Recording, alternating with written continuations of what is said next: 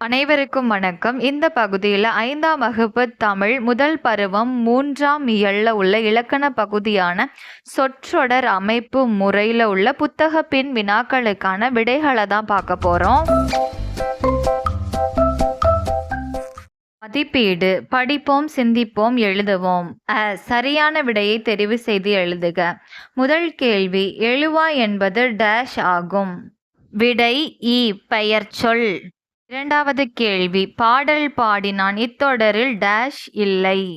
விடை அ, எழுவாய். மூன்றாவது வினா, அமுதன் ஓடினான் இத்தொடரில் ஓடினான் என்பது. விடை அ, பயனில்லை. அடுத்தது பகுதி ஆ, எழுவாய், செய்யப்படு பொருள், பயனிலை ஆகியவற்றை அட்டவணையில் எழுதுக. முதல் சொற்றொடர் மாதவி சித்திரம் தீட்டினாள். இதில் மாதவி அப்படின்றது எழுவாய், சித்திரம் என்பது செய்யப்படு பொருள், தீட்டினாள் என்பது பயனிலை. இரண்டாவது சொற்றொடர் இளங்கோவடிகள் சிலப்பதிகாரத்தை இயற்றினார். இதில் இளங்கோவடிகள் அப்படின்றது எழுவாய், சிலப்பதிகாரத்தை அப்படின்றது செய்யப்படு பொருள், இயற்றினார் என்பது பயனிலை. மூன்றாவது சொற்றொடர் அன்பழகன் மிதிவண்டி ஓட்டினான்.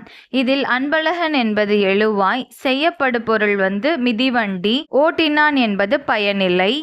நான்காவது சொற்றொடர் கிளி பழம் தின்றது. இதில் கிளி என்பது எழுவாய், பழம் என்பது செய்யப்படு பொருள், தின்றது என்பது பயனிலை.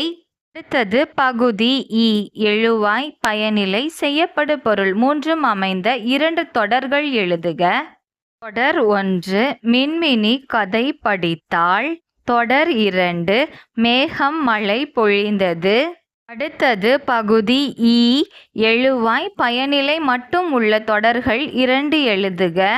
தொடர் 1, குழந்தை சிரித்தது. தொடர் 2, பறவைகள் பறந்தன. அடுத்தது பகுதி உ, செய்யப்படு பொருள், பயனிலை மட்டும் உள்ள தொடர்கள் 2 எழுதுக. தொடர் 1, தாலாட்டு பாடினாள். தொடர் 2, ஒலி எழுப்பினர். அடுத்தது பின்வரும் பாடப்பகுதியை படித்து வினாக்களுக்கு விடை தருக.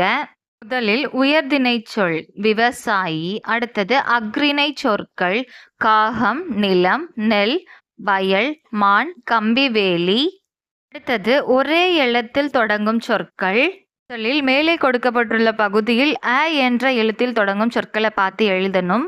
அங்கே, அந்த, அங்கு, அல்லவா, அன்பினால், அழைக்கிறேன், அழைத்து, அவரிடமிருந்து. அடுத்தது ஈ என்ற எழுத்தில் தொடங்கும் சொற்கள் இடம், இருக்கிறது, இதுவரை, இவ்வாறு. அடுத்தது மொழியை ஆள்வோம். பகுதி ஈ, உங்களுக்கு பிடித்த தலைப்பில் சொந்தமாக 4 தொடர்கள் எழுதுக. தொடர் 1, கடின உழைப்பு வெற்றியை தரும். தொடர் 2, அதிகாலையில் பாடங்களை படி. தொடர் 3, கண்ணன் கவிதை எழுதினான். தொடர் 4, நண்பர்கள் சுற்றுலா சென்றனர். பகுதி 1, கதையை நிறைவு செய்க. ஒரு நாள் அந்த நாட்டின் அரசர் குதிரையின் மேல் நகர்வலம் வந்து கொண்டிருந்தார். அப்போது வயதான மனிதர் ஒருவர் தம்முடைய தள்ளாத வயதிலும் சாலையின் ஓரங்களில் குழிகளை தோண்டி விதைகளையும் செடிகளையும் நட்டு தண்ணீர் ஊற்றியதை பார்த்தார். அரசர் அந்த வயதானவர் செய்யும் செயல்களை தொடர்ந்து பார்வையிட்டு வந்தார். ஒரு நாள் அந்த வயதானவரை அழைத்தார். உங்களுக்குத்தான் வயதாகிவிட்டதே, இந்த மரங்கள் வளர்ந்து பலன் தரும்போது நீங்கள் உயிரோடு இருக்கப் போவதில்லை. எதற்காக இந்த விதைகளையும் செடிகளையும் ஊன்றுகிறீர்கள் என்று கேட்டார். அதற்கு அந்த பெரியவர் கூறினார், ஐயா, எனக்காக நான் இதை செய்யவில்லை. எனது பெயர குழந்தைகளுக்காகவும் சுற்றுச்சூழலை பாதுகாக்கவும் இதை செய்கிறேன் என்றார். தன்னலம் கருதாமல் தன் கடமைகளை ஆற்றிய அந்த பெரியவரை அரசர் பாராட்டினார். அடுத்தது பகுதி 2, வண்ணமிட்ட சொல் விடையாக வருமாறு வினா அமைக்க. தொடர் 1, என் நண்பனின் பெயர் தேனமுதன். விடை, உன் நண்பனின் பெயர் என்ன? அடுத்தது தொடர் 2, பாட்டி எனக்கு கதை கூறுவார். விடை, பாட்டி உனக்கு எதை கூறுவார்?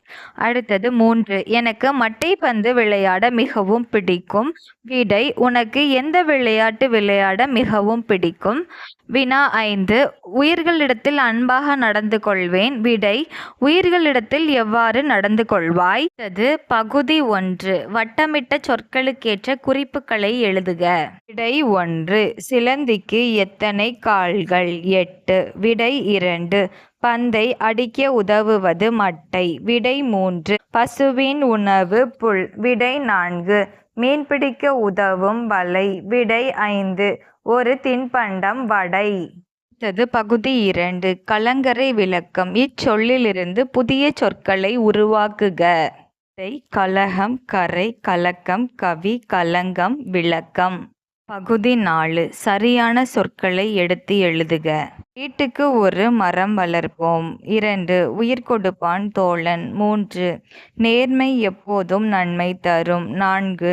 கொடுத்து மகிழ்வது இன்பம். 5. குழந்தை இருக்கும் இடம் கலகலப்பாக இருக்கும். பகுதி 5. பின்வரும் சொற்களை கொண்டு சொற்றொடர் உருவாக்குக. மரத்தை எரித்தால் கறி கிடைக்கும். பலர் ஆட்டுக்கறியை சமைத்து உண்கிறார்கள். தவளை நீரிலும் நிலத்திலும் வாழும். தவளை நிறைய தண்ணீர் உள்ளது. இதுதான் நேர்வழி. காலில் அடிபட்டதால் அவனுக்கு வலி ஏற்பட்டது. அடுத்தது பத்தியை படித்து பின்வரும் வினாக்களுக்கு விடையளிக்க. வினா 1. ஆதன் என்ன செய்து கொண்டிருந்தான்? விடை அ. பட்டம் விட்டு கொண்டிருந்தான். வினா 2. ஆதனின் ஆசை என்ன? விடை ஆ. சுதந்திரமாக செயல்படுதல். கேள்வி 3. நூல் அறுபட்டதும் பட்டத்தின் நிலை என்ன ஆனது? விடை ஆ. அங்குமிங்குமாய் பறந்து கீழே விழுந்தது. வினா 4. இக்கதையின் மூலம் நீங்கள் அறிந்து கொண்டது என்ன? எழுதுக. விடை நாம் சுதந்திரமாக இருப்பதுடன் கட்டுப்பாடான வாழ்க்கை வாழ வேண்டும். இந்த வீடியோ உங்களுக்கு யூஸ்ஃபுல்லாக இருந்ததுன்னா வீடியோவுக்கு ஒரு லைக் பண்ணிவிட்டு மறக்காமல் நம்ம சேனலையும் சப்ஸ்கிரைப் பண்ணிடுங்க. தேங்க்யூ ஸோ மச் ஃபார் வாட்சிங் கைஸ்.